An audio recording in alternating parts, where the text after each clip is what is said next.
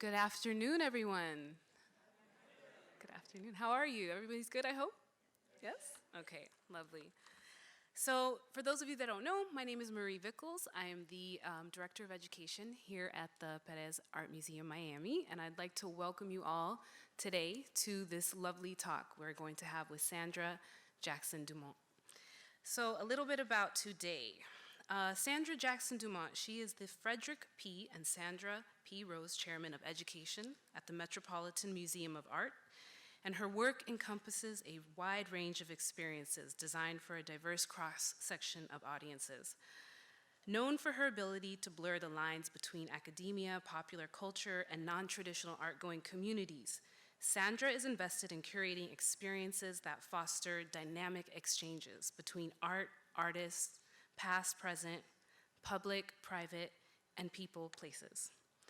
She has organized numerous exhibitions, lectures, performances, symposia, and education initiatives, and has contributed essays to a host of publications and worked with numerous artists.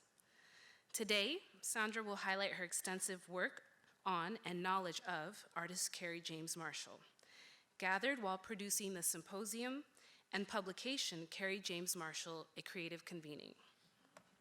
And I just want to show you all this awesome publication. So it's beautiful. Make sure that you pick up your copy, complimentary copy, that is, on the way out today. That has been provided today courtesy of the Metropolitan Museum of Art. And Sandra, thank you so much for this. And then today, we're going to look forward to Sandra sharing with us about Kerry James Marshall's commitment to presenting powerful and centrally visible Black bodies and his insistence on #blackexcellence, while emphasizing the important role of museums as sites to discuss resounding public issues. Kerry James Marshall's work, Campfire Girls, 1995, on loan from the DeYing Foundation, is currently on view as part of the collection exhibition, The Gift of Art, in the second floor in the Nedra and Ron Kalish Gallery. So without further ado, please join me in welcoming Sandra Jackson-Dumont.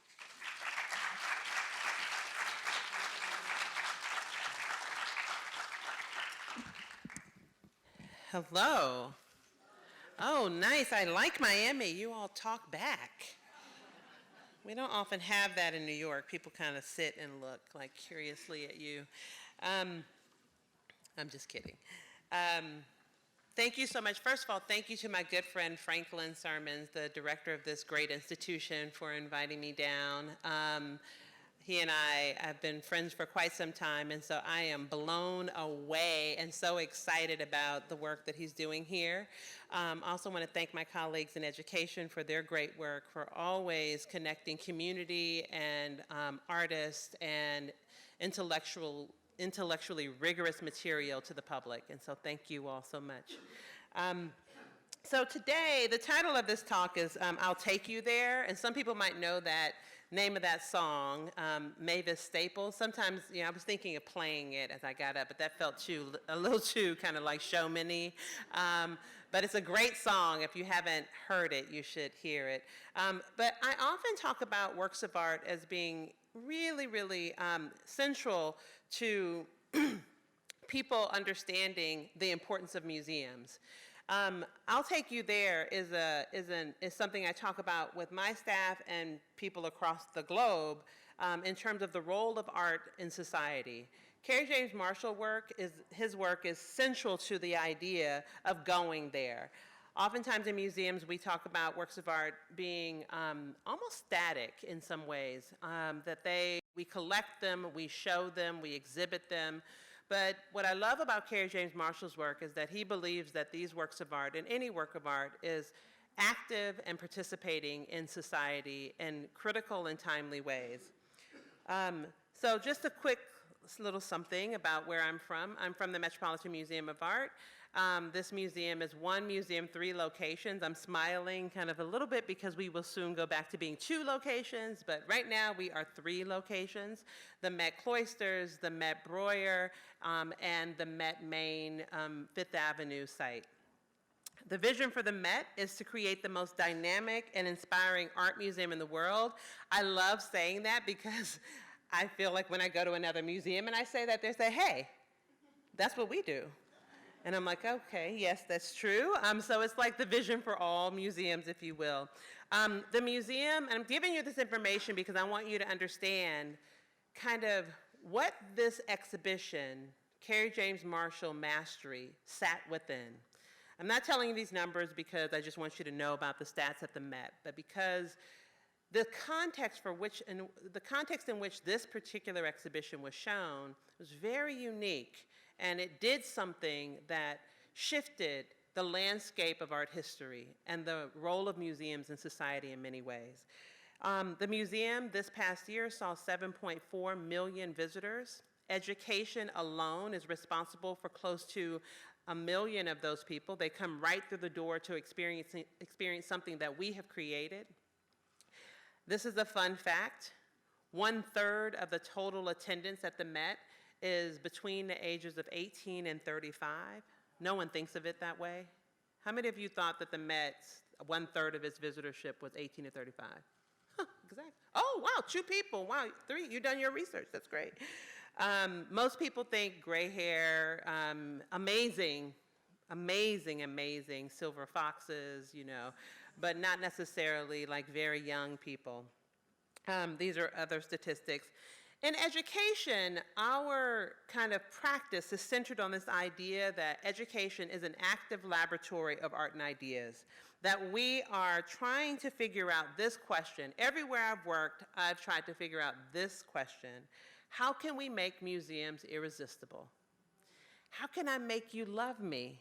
How can I help make you click that little heart on whatever social media platform you're on and really mean it? Not in a passive way, but truly feel like you have a connection to the organization. And the answer to that question is relevance. We have to mean something to someone. So James Cuno, who was the president and CEO of the J. Paul Getty Trust, said once that if a museum is to be a marketplace of ideas, it should stimulate debate and visitors should be heard and not just seen. So this idea that the museum can be a place of conversation, it's not a place that's passive, but it's a place for dialogue to happen, that we can actually be active participants in the museum-going experience. So at the Met, we've tried to figure out a whole host of paths to that space, that there isn't just one way to get there, but there are many. And so what I want to talk to you about today is the fact that if you put the object at the center of these conversations, or you put people at the center of these conversations, what you'll find are all these opportunities to connect in different ways, whether it be through one's interest, history, contemporary issues, the world overall, etc.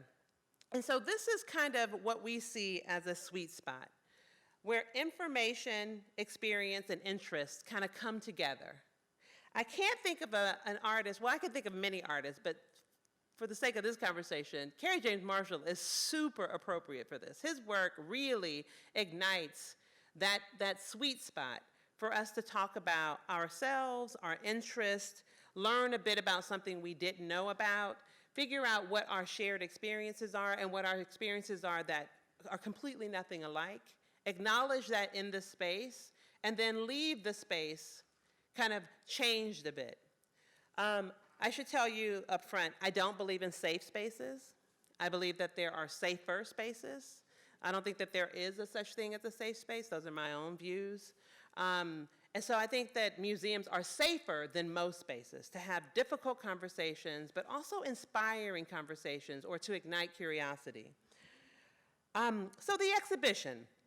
So we opened an exhibition at the Met that had gone to 3 locations, or was going to go to 3 locations. One was the MCA Chicago.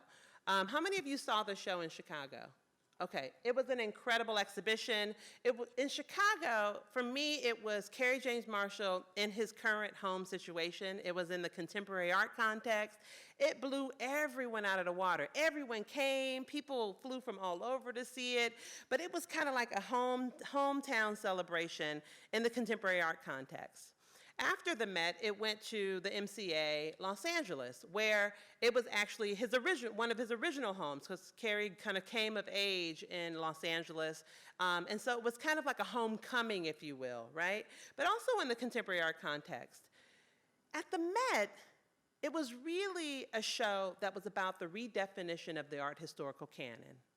It was literally, I described it as like kind of punching a hole, like he had on like his Ali gloves and he just like punched a hole in the entire landscape of art history. If Janssen's art history book was to be presented again, it would totally be different. And I've been waiting for this moment. Because, you know, one of the things that's amazing about the Met is that it is kind of laid out like Janssen's art history book. Right? You go into the museum on Fifth Avenue, you go left to Africa, you go right to Egypt. Let me say that again. You go left to Africa, and then you go right to Egypt, and you ascend to Europe. I'm going to pause for emphasis. Right? And so Kerry is like, what is that? Why is that? And he's not interested in changing that landscape. What he's interested is saying, okay, let me show you kind of where we have existed. Like, you can keep this history, but I want to layer another history on top of it. I want to insert the figure not in a like subversive role or in a, I should say, a servant role, but more, because we are represented, Black people are represented throughout art history in those ways. But Kerry is saying, what happens if we place the Black figure as the central character? What happens if everything is focused on the Black figure, the Black body, and all of its complications, right? And all of its nuance. And so I'm going to play him speaking about this show.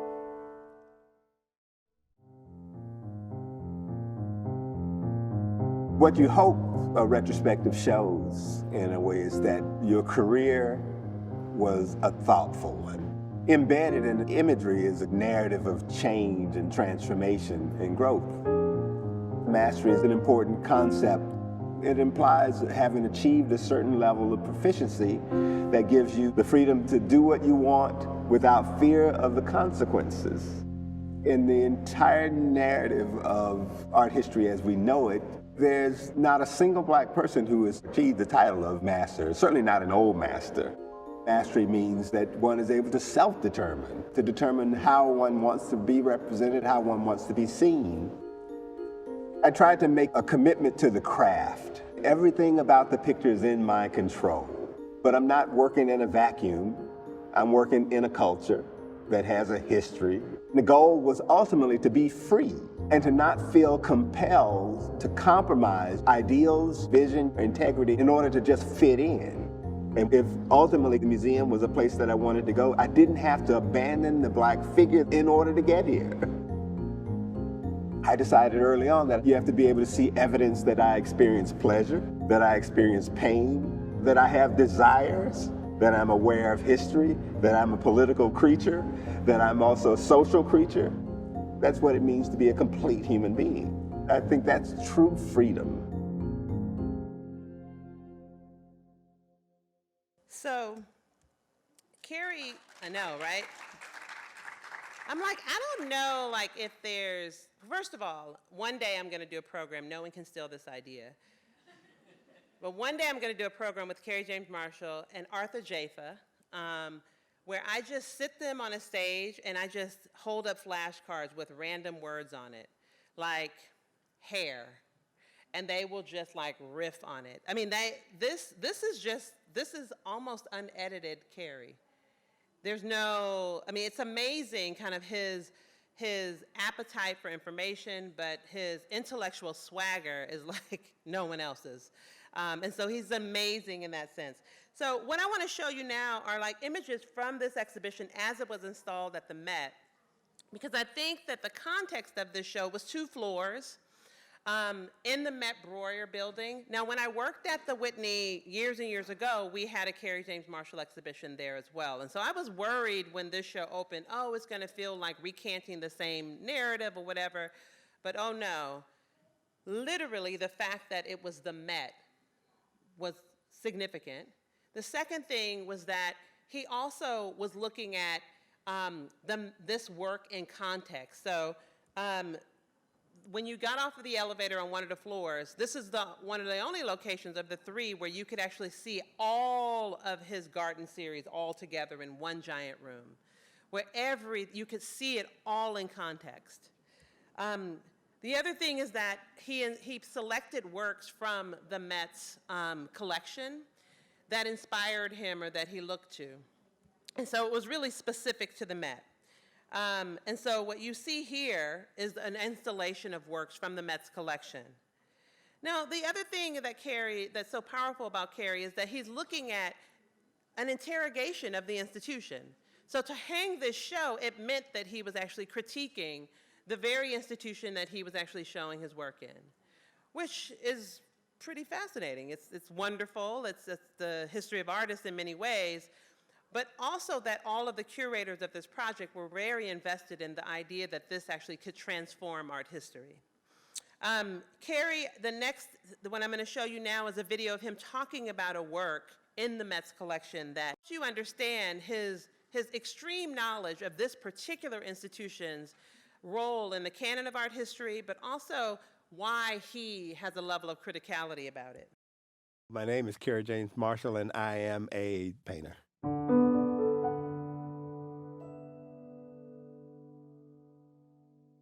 I'm a fan of Ang as a painter, but the best is the portraiture. It's stunning in its pictureness, because we don't know any of those people, don't care in some ways who they are, but they look beautiful in a picture. I'm interested in the artifice of it all. This particular picture strikes me as ultra-modern because it exists as a pure image. This strikes me as conceptual art. I mean, we don't see the world in a tonal register like that. In grisaille, the grayscale, it remains completely locked into the domain of pictureness. There's a spectacular precision in the way the picture is made. There are two different ways of thinking about precision. One is accuracy of line, or accuracy of form, accuracy of shape. But the other is that precision means choice. The level of detail, the treatment in the drapery, the flatness of that black space behind. These are decisions that got made. This is not something that just happened. I don't think anything is more important than having two options. This is where I think the expression of true freedom exists. In my work, I'm really interested in the idea of how pictures are made. And the only way I can make that explicit is to have multiple approaches in the same picture. And so when I paint a figure that has a crisp outline and I make a gestural mark, I want people to know that that was a choice. The image has been stylized to produce an effect. That body is built to be in a picture, because there are things that are happening in that body that wouldn't happen in a real person's body if you were just trying to be accurate about it. The way the upper part of the torso is turned, that breast under her arm is in a mighty awkward place. It's like right on the side of her body almost, as opposed to where it's supposed to be. If you follow the curve of that woman's back, up her thigh, and then down across her knee into the foot that's at the bottom, that keeps a very nice rhythmic curve going all the way from the left side of the picture to the right. In order for that to work, though, the foot down at the bottom is smaller than it should be for the place it is in space. It's smaller than the foot that's on top that's further away. He did that on purpose because I know he knew better, you know? Because if he made that foot as big as it should have been, then it would have projected forward. He needed to keep the flatness of that plane so that the figure remains decorative. I think we underestimate the level of interest in the art of abstraction for artists who are outside of modernist philosophy. This is really what abstract is, because you have to deal with it against the recognition of something that you think you know.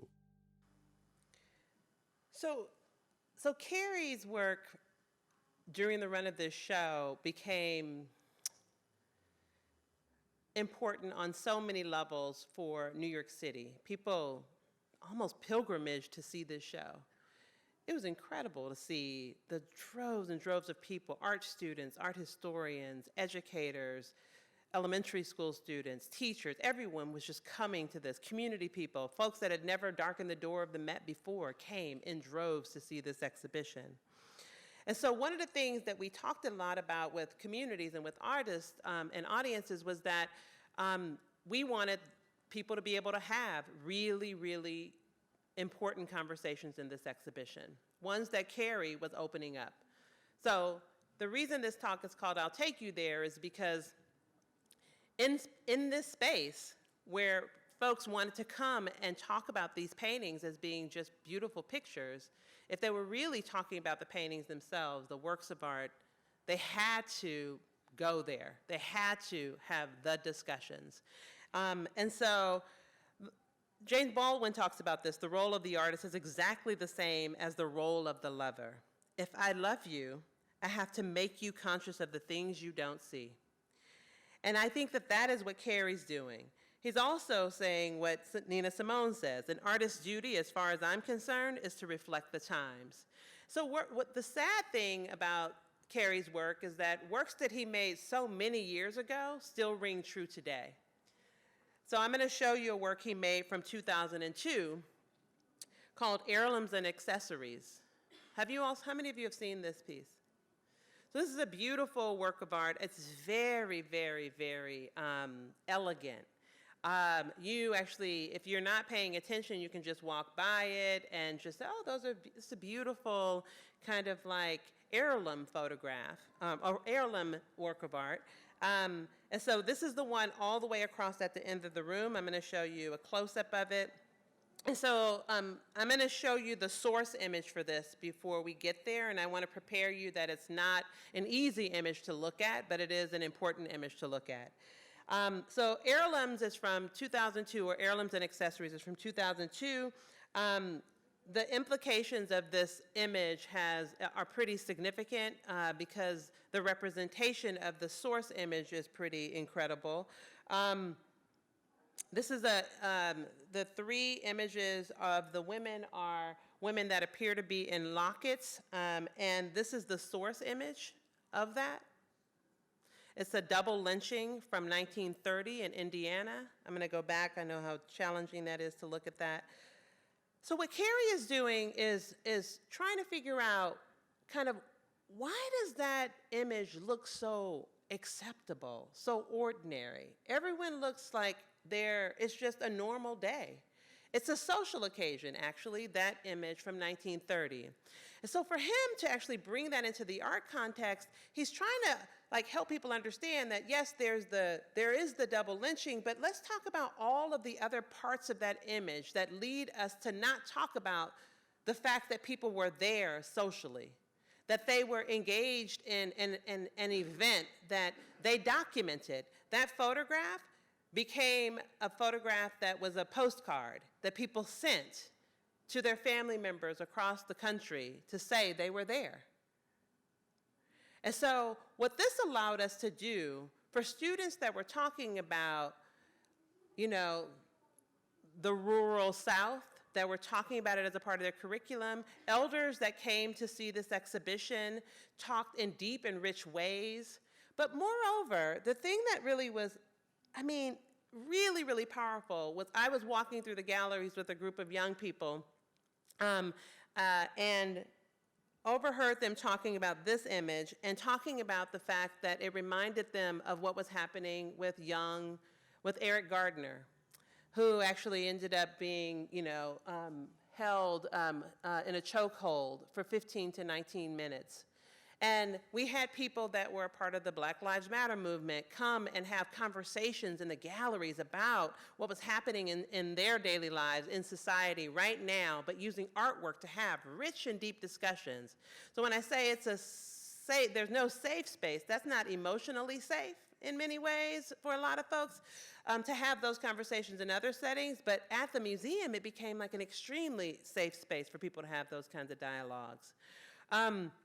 And they weren't easy discussions. And so our educators, our staff really needed to be prepared to have those kinds of conversations. The other thing that I have to say is that I have talked about this image for probably since 2002. It's been at many of the museums I've worked at. And the thing that I've never seen closely was this situation here, where this is almost like a date. Look at these hands. The intimacy there. The fact that this is just normal. The fact that this was a part of the worst part of our history is exhibited here. And when Kerry drops out the rest of that image, and he's saying, focus on these women who are looking like literally their gaze is directly into the camera, almost saying, I'm here. I want you to know I was here. I'm going to look directly into the camera. And he's talking about how casual some of that is. And so this beautiful, beautiful image has more to it. And so the thing I love about Kerry's work is that he seduces you with beauty. And then he invites you into a conversation that oftentimes we don't really want to have, but we're better because of it. So we started talking about these kinds of images. This is Eric Garner. This is actually when it happened. And this is the Black Lives Matter movement. And what happened was young people started talking about what things that matter to them and how the museum could be a place for them to be able to talk about things. But they really thought that Kerry James Marshall's work was central to it. So when I think about museums and why Kerry's work is so important, it's because I think about the idea that museums are places where you are not here to see only, to see something, but you're here to see. Do you know what I'm saying? You're here to see, not see something. And we have kind of gone through this space in museums where historically we have trained people that they're supposed to come and look at something as opposed to come and see something.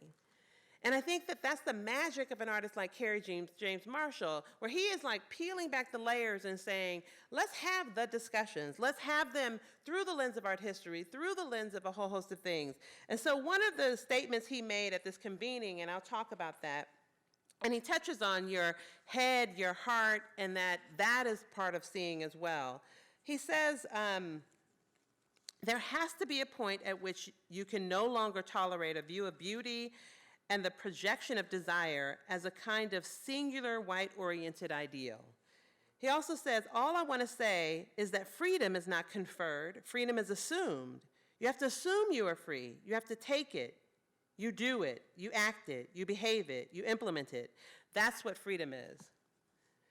And so this convening happened because Kerry and I had a series of conversations that I thought, this is so interesting. Like an artist that finally said he didn't want anybody to talk about his work. I was like, what? I said, you don't want, I was like, we could, maybe we could talk to Elizabeth Alexander. She could write poems in response to your work. He was like, no. I'm just so like, no. I really want to talk about what's underneath. Like underneath the paintings. And I was like, so what does that mean? He's like, I don't want people to like analyze my paintings. There's enough of that. I want people to talk about like kind of, what does it mean to master something? What does it mean to labor? What does it mean to work hard? What are the implications of that? And so we had this great conversation and we developed this convening idea where no one would be able to give more than a 9-minute talk. Why 9 minutes? That's the time that it takes to walk from the Met Breuer over to the Met Fifth Avenue for the average person. Also, I was like, I don't want to hear 30 conversations that are 45 minutes long or a bunch of presentations that are also all academic. So he and I decided that we would invite Olympians, neuroscientists, music historians or musicologists, all kinds of people to come together and talk about what does it mean to master something? What are the implications, as I said earlier, of that? And so this became a day that was pretty incredible. I'm going to read a little bit for you all because I think that I'll just say it through these words. On January 28th, which was the day of the convening, the Metropolitan Museum of Art presented a day-long public gathering titled Kerry James Marshall, A Creative Convening. It marked the closing of the extraordinary exhibition, Kerry James Marshall Mastery. This book you hold in your hands, which all of you are going to get, is a transcription of that day. which was, in the words of Thelma Golden, a combination of school and church at the same time. She says, that's what I believe museums should be. As people spilled into the Grace Rainey Rogers Auditorium, which is about 700 seats, they brought with them an amalgam of exhilaration, anxiety, and anger. The mix of feelings and energies was due in part to the program's remarkable lineup of speakers. I quickly realized it also stemmed from the fact that this anticipated day of critical reflection stood squarely in the shadow of two noteworthy events that were, in real time, shaking the world's social political stage, igniting long overdue conversations, and exposing raw and deep-seated emotions. These events were the inauguration of the 45th President of the United States on January 20th, and the and the Women's March, one of the largest coordinated protests in American history. I remember the first person that walked in the door was Joan Jonas, incredible artist. She walked in and she said, I was like, well, the room, you can just sit anywhere. She was just like, I need to figure out exactly where I'm gonna sit because I'm gonna be there all day. And so that's actually what happened. People stayed all day. The gathering, the doors opened at 10 and they stayed till 6. What I won't go into details was that we ended it with a major after party with an incredible noted DJ, Grandmaster Flash, for those of you. And it was really true in the Temple of Dender at that. But what was amazing about it was that it reflected Kerry and who he was. And so I'm going to show you some of the images because I think they tell the story. This is Helen Molesworth interviewing and having conversation with Kerry at the beginning. They and the last speakers were the only ones to have more than a 9-minute talk. So Helen and Kerry set the stage. I should say that Toshi Reagan opened the day, and we considered her to anoint the stage. She is an incredible voice and LGBTQ artist and a soulful singer. She's also the daughter of Bernice Reagan Johnson, who was one of the lead voices for the civil rights movement through Sweet Honey in the Rock.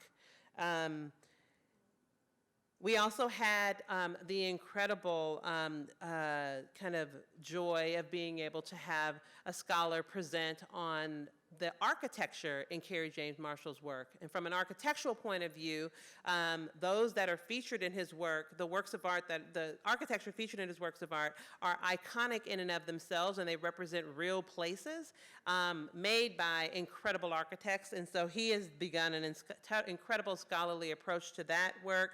And then we had Rashida Bumbray perform a beautiful piece that spoke to Kerry James Marshall's commitment to the Tree of Life through some of his paintings about Black boys. And then we closed with Thelma Golden, Greg Tate, and Arthur Jaffa talking about kind of taking up Black space. Thelma Golden talked about to create Black space is to create freedom. You can hear in the videos that Kerry James Marshall's kind of complete and utter commitment to being able to be free to do whatever he wants to do, make whatever he wants to make, is central to his practice. And so this leads me to this publication that all of you are going to get. So after this day, which was so moving, it was incredible. People really set up camp on this day. There were so many artists. I mean, it was unbelievable. Backstage was, I felt like I was at a scholarly smorgasbord or a scholarly or an artistic creative kind of, Coachella or something like that. It was amazing backstage. But what was really profound was after the convening, the number of calls and emails, and we were flooded with requests for transcripts. And we did not plan on making it into a book. I just kept directing people, like, all the videos are online, go watch them, that's great. And scholars were like, well, either I'm gonna have to transcribe it or I have to kind of keep sending students to this one, to 2.2.2, in the videos. And so it was so requested. There were so many amazing quotes. I'm big on quotes, and so I just started writing down all these quotes while people were talking. They were incredible. The mood in the room was amazing. But also what I recognized was that being at the Met, one of my goals was to figure out how can we archive a lot of the great work that we do. How do we make it easy for people to get access to any of the work that we're doing, anything that we're doing? Because we need to make sure that that happens. And so as a result, now all of our work is recorded, we live stream things, we document things, but we don't make everything into a book. And I'll tell you why this is important. The same stage that Kerry James Marshall and all of these amazing speakers spoke on, in 1969, Nina Simone performed live at the Met. And I'm like one of two people outside of you now that know that. Why is that? At the height of her political career, she scales those stairs and she goes on the stage and she performs at the Met.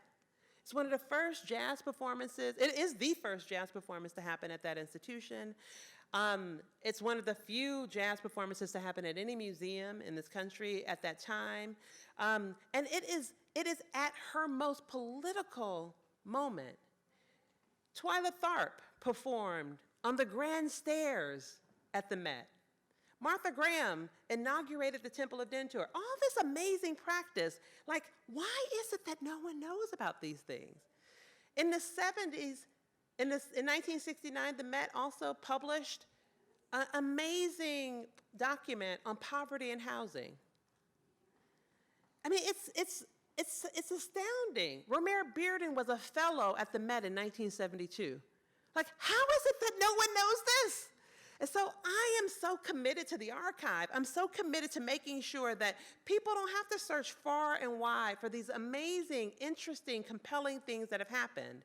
And so I talked to, our good friend Darren Walker at the Ford Foundation and said, I keep getting these calls. I can't keep up with and we have a little bit of money left over can you help with this? And they said, yes. And so we made this publication. And so what you see here, I'm going to tell you how this book was intended to be used. And so these are the speakers on the back of the book. This is everyone that participated. What we found was I wanted to make sure that people felt like they were there in some ways. And so when people laughed, you see that in the publication. If certain significant things happened, and I'll show you one example, that people responded, that's published there. Where we could actually create greater marginalia, and I'll show you that. Darren Walker was one of the speakers. His opening remarks were so profound and amazing about the state of the artistic union that we published those. Because this was a definite you had to be there moment. So in each section, you'll see that there's a quote from that talk, and it helps you get a little excited about what's there. There's a little bio about each person, but there's also significant, you'll see we added where we learn, someone says something, unless you're an art historian or a music historian or a noted figure or whatever, or you are like a bibliophile, you wouldn't know the details of what that person was speaking about. So we were able to use the book to expand on those things. One of my favorite parts of the book on the side here, you'll see I picked out 5 or 6 themes that seem to reoccur in the book or reoccur throughout all the talks, like, portraiture or freedom or blackness. Those things just surfaced almost in every single talk. And so we created a marginalia. It's almost like an appendix. So every time that shows up, on the page it shows up, you'll see everywhere else it shows up. And so you'll see in the text a note to that. And so for me, the thing that's really quite beautiful about this is that Kerry James Marshall helped us at the Met, and I think he does this anywhere his work is shown. I'm sure it's happening here. It helps people understand that museums are like Jedis. They're like, you actually can do things here that oftentimes can't take place other places. And so this commitment to being able to see, I'll pause that. This is how I feel at the Met, like a Jedi, just kidding. And so this notion of being able to see deeply, see a different part of yourself, see something you didn't imagine, see a door open where you actually can talk about something you haven't been able to talk about. And so I'm going to end there, and if there are questions, I'd love to take them, and if we have time, I can talk about a little self-reflection. Thank you.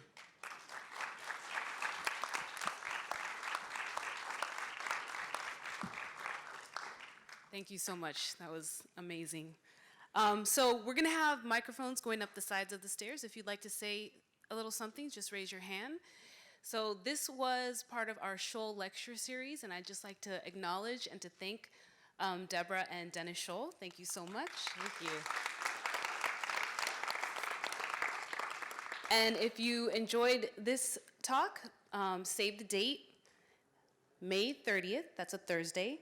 Our next featured speaker will be Cristina Binswanger. She is a senior partner at Herzog & de Meuron and also one of the lead architects for the PAM. So that's going to be a great talk as well. So here we go. Let's get some questions.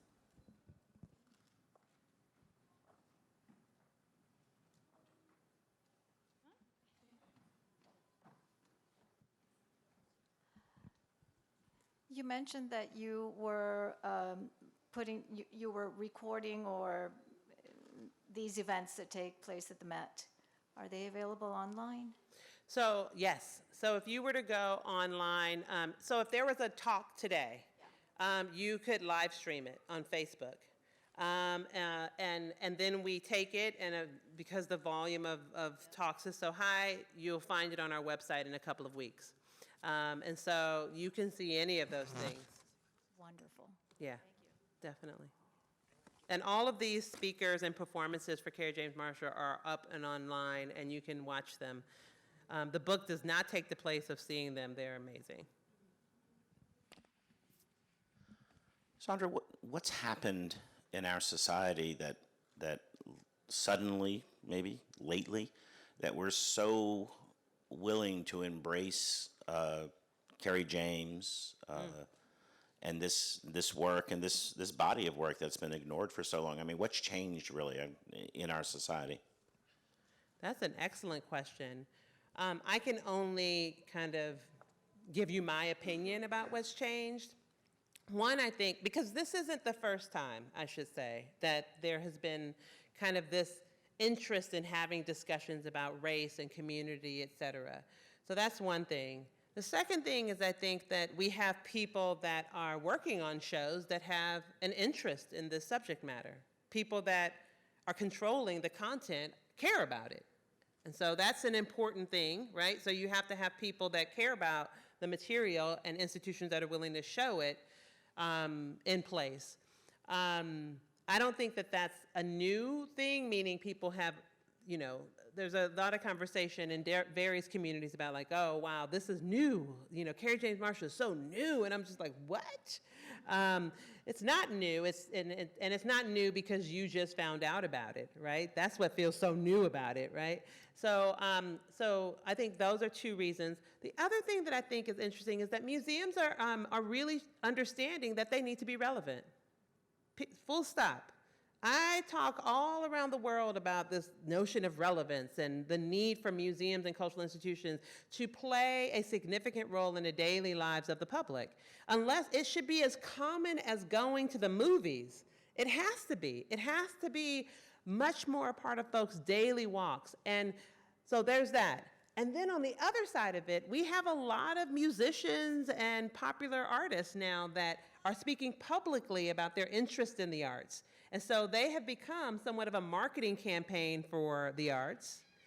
And then the last thing I would say is that I think we get a lot of help from like just subversive acts around the commercial world or the consumer world. Like, for example, if you were to go into a shoe store, let's just take Nike. They display everything like it's a work of art. Think about it. You go into a Nike shop, all the sneakers are like on pedestals, under plexi. There are all these subtle nods to the art world as well. There's an incredible collecting culture, Supreme, all kinds of stuff. It's all about collecting, collecting, collecting. Those of us of a certain age, it used to be other things, you know, whether it was like Cabbage Patch Dolls, I don't know what they were, Right now it's like TY, those little things kids hang on their backpacks and stuff like that. So I think that there are all these little sub things that are happening that help people understand that this is something we should care about. I hope that helps.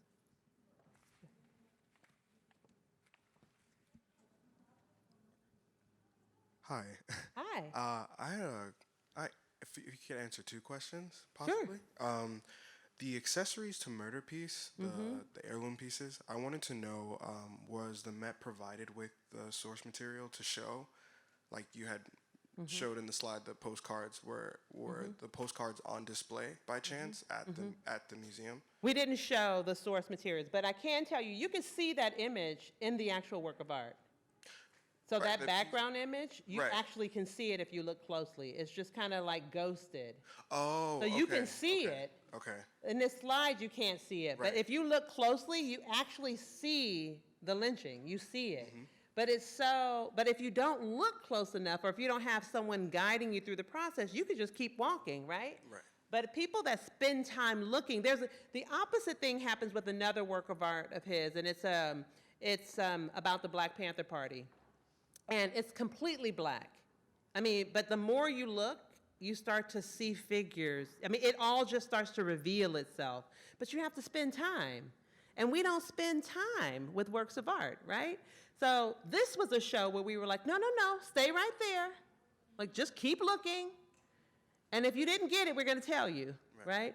So I asked a lot of our staff and guides actually had iPads with them, and they could show the source material. Yeah. Okay.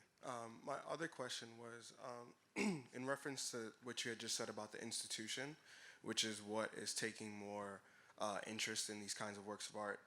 In regards to the Met in New York, being that Kerry James Marshall started a lot of his stuff at the Studio Museum in Harlem.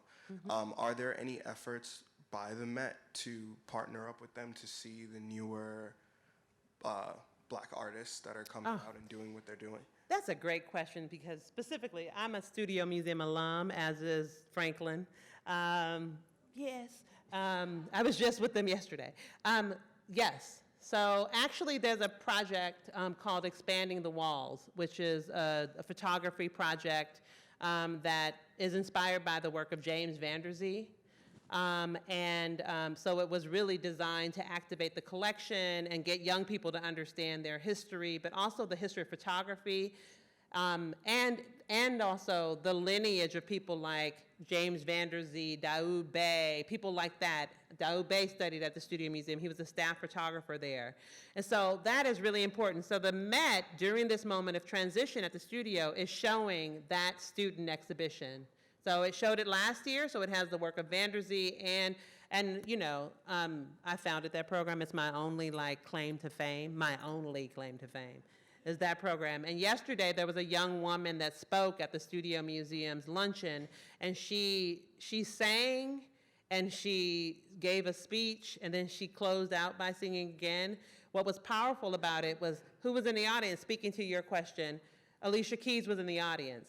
And so she has all these scholars, and so all these people are rallying around her.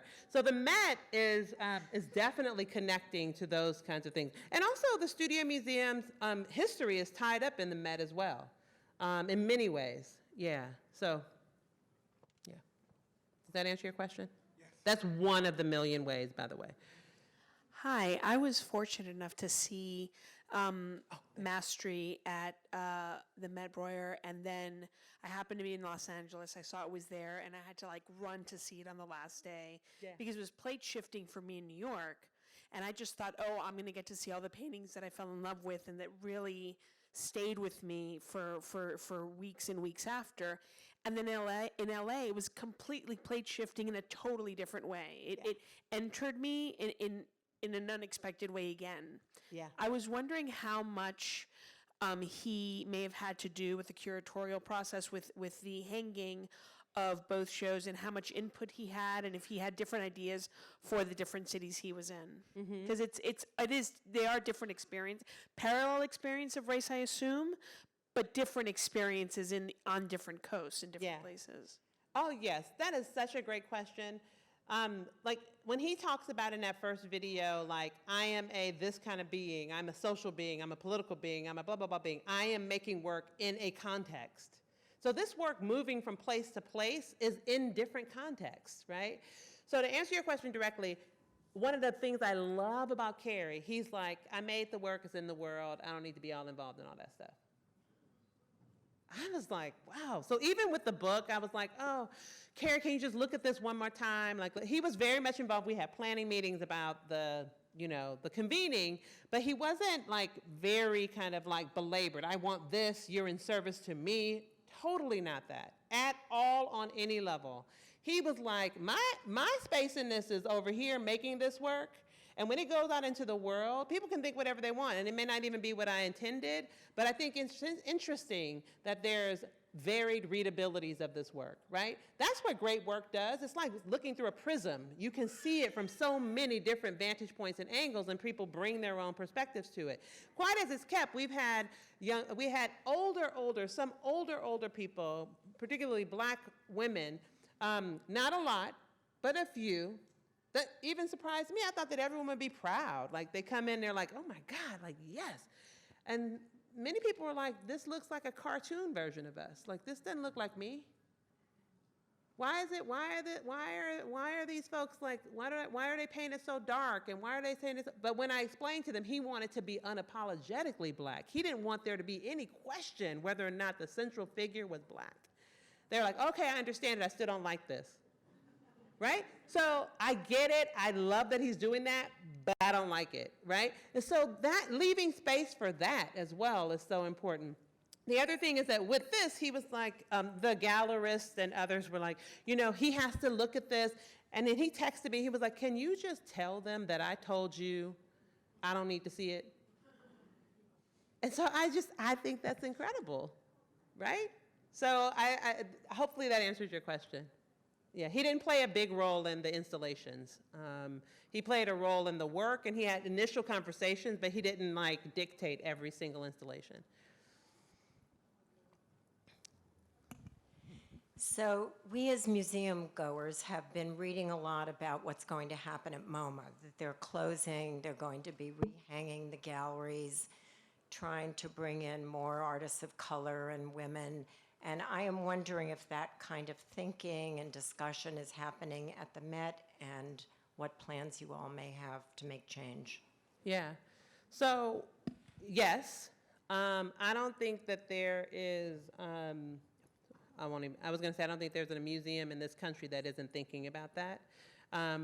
For a host of reasons. One, there are public dollars tied up in that. there are a lot of layers to that, The Met is definitely thinking about that. The Met is, we have adopted a diversity, equity, inclusion, and access plan, DEAI. There's one for the whole institution. There's a specific one that the board itself is working on for the board. There's another one that is specifically designed specifically around, or an action plan for the volunteers. These are not just plans that are about like just audience. They are literally touching every aspect of the institution, even collecting practice. Everything is being looked at through the lens of diversity, equity, inclusion, and access, writ large. And so the answer to your question is that, yes.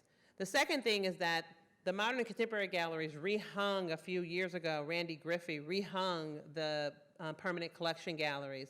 And the top three things he wanted to accomplish was more people of color. This is from the permanent collection. Showing more people of color, like instead of them just being stored, more people of color and more women. And he did that. And so you see that reflected in the Modern and Contemporary Galleries. Yeah. So hopefully. Hi, what effect, if any, has the changes in the marketplace for Kerry's work had on his practice or the practice of artists like him whose work is imbued with issues and contexts that are meant to spark difficult conversations? Mm-hmm. So let me make sure I understand your question. What I'm going to rephrase it, I'm going to paraphrase it, okay, just so I can make sure I'm understanding. Has the marketplace affected how he makes his work? Is that what you're saying? Okay. So, I don't know. I'm not him. But I can tell you that I bet that he's just like, I know enough about Kerry where he's just like, you know, it's all about freedom for him in particular. And so he is totally in this space. When I talk to him, I'm always trying to ask him to do something. Like I called him last week. I was like, can you do this thing for us? And he was just like, no, I've done so much for everyone. I need to carve out the studio time so I can make work. He's not in that place anymore. He's not, I don't think he's ever honestly been in that place where he lets the market drive his practice. There are other artists, you could ask the director here more about this, but or some of the curators from here, but I do believe, and I know that there are lots of artists that follow the wave. They follow the trend, and they don't have staying power because they actually are not making work that is imbued by their artistic voice. They have like staying power for a period of time, and then it kind of starts to fall away. But I think that Kerry is someone who is so invested in being able to speak freely, like he said here, not be kind of, I guess, kind of tethered to anyone else's kind of values or ideas. He wants to be able to make work that he feels matters at a particular time to him. And so I don't think that his work has been heavily influenced. Now, 20 years from now, someone might write a paper and say, oh, yes, it was heavily influenced. But I don't think that right now his work is the market is influencing his work. I think that the market is going to wait for him to make work and wait till it's available to get it. So hopefully that answers your question. Yeah, okay. Hi, fabulous presentation, thank you. My question is, those of us that go to a lot of major art fairs, we're seeing more and more Black subject matter. So, and you're saying that mastery was one of the turning points in art history. So I guess there's BM before mastery and then PM after mastery. My question is, even though there's a lot more Black subject matter on the floors of the major art fairs, I find there's still no Black faces selling the art. Do you think the commercial galleries will eventually accept a little color on the sales floor, or perhaps start training people of color that might come into the business and perhaps even compete at a later date? That's a great question. I think that there are some real rock star gallerists out there, and dealers like Johanna Samuelson, who is amazing. There was a great article, I think, in the Times last year about gallerists that are working now that are of color. I think that all these things will be shifting and changing, particularly as, my hope is that they'll shift and change, I should say. Yeah, so I think that that's one side of it. I think that there's, but we can still have museums and have, barely any people of color working in them. And so we really, really work hard to make those shifts and changes. In leadership positions, I should say, or in content making positions. That's where we really need to focus a lot of our energy. And so I am seeing more and more faces in the gallery scene, in the front of house selling work. Then people are also starting to chart their own courses as well. So. Hi, Sandra, in the front. Oh, there you go. Yeah. Well, first, thank you for being here. I think, I don't know if this will be remembered as like a Nina Simone on the grand stairway moment or the stage, but this definitely an inflection point for this museum that you're here, and what you've done today will be remembered, and all of us in this room may one day say, well, we were here when Sandra Jackson-Dumont came and talked to us, so kind. Broke it down. Thank you. And took us there. Thank you. There's a question. So what brought you here, in addition to our great director, is one great painting. It's hanging upstairs. Can you, for the archive, for the moment, give us some reflections on that specific painting? Can you talk to us, give us a bit of a dive into that work? I don't, that painting in particular, I wish I knew it better.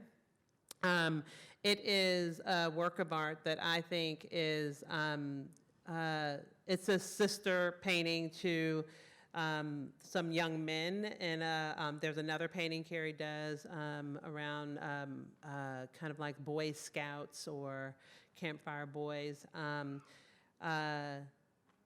I wish, you've put me on the spot here, I wish I knew all the details of that painting. The thing I can say is that that painting actually, when seen in the context of a school day, is one that I think young girls can relate to. I think that young people can relate to it in deep and magnificent ways. I think that it's about community. It's a painting that I think has so many layers that when people come to it, they come to it over and over and over again. I was thinking, we went up to see it for a second, and I didn't spend as much time, and I'm embarrassed to say that I didn't spend more time looking at it. But I was even saying to you that it, in the context with this neighbors in that room, is pretty incredible.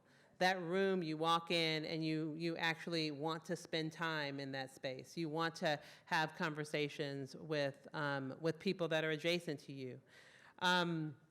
Again, I wish I could say more about that particular painting. You put me on the spot here. Yeah. Just one more question. But there are amazing educators here who can. Yes. So you talked about how you purposely don't call museums safe spaces, you call them safer spaces. Can you talk a little bit more about that? Sure. I don't believe in safe spaces anywhere. So it's not just museums I mean that about. I don't believe classrooms are safe. I don't feel that, public settings are safe. I don't believe that this is a safe space. I believe this is safer than the average space, right? And the reason I say that is because I'm trying to be really honest, especially as an educator and someone who actually believes in freedom, who believes in the ultimate goal of creating healthy communities and safe spaces. I would be being completely dishonest if I said that I feel safe in most spaces. I do not. And I don't think that most people feel safe in most spaces. I also would argue that most people of color specifically do not feel safe in many spaces. I feel that women don't often feel safe in many spaces. I think that people in general, when talking about race, whether they are the people that feel slightly comfortable because they're in the bodies, or the people that are on the end where they're trying to have a conversation because they feel uncomfortable, none of that is comfortable. And so no one feels safe emotionally. And so if museums can be the place where that can set up camp, where we actually can create just a little bit of geography, some real estate for people to be able to have it, then they're safer than the average space. Does that make sense? Listen, museums have been positioned as like vanity spaces. They have been positioned as places where people come and they're places of leisure. And that's it. They are not, or they don't have to be. They can be the most radical places. That's what's so amazing about Kerry. He's saying we can participate in radical creativity. We can participate in a space that actually moves us to do and behave differently, or do and behave in an accelerated way that goodness changes space, right? And so it's a really interesting idea. Like, it's almost like an infectious disease, but a good one, right? Where it actually kind of starts to radiate out. And so this idea of safe space is, it's kind of a farce in many ways, right? And so I don't tell my little girl, go out in the world and that's a safe space.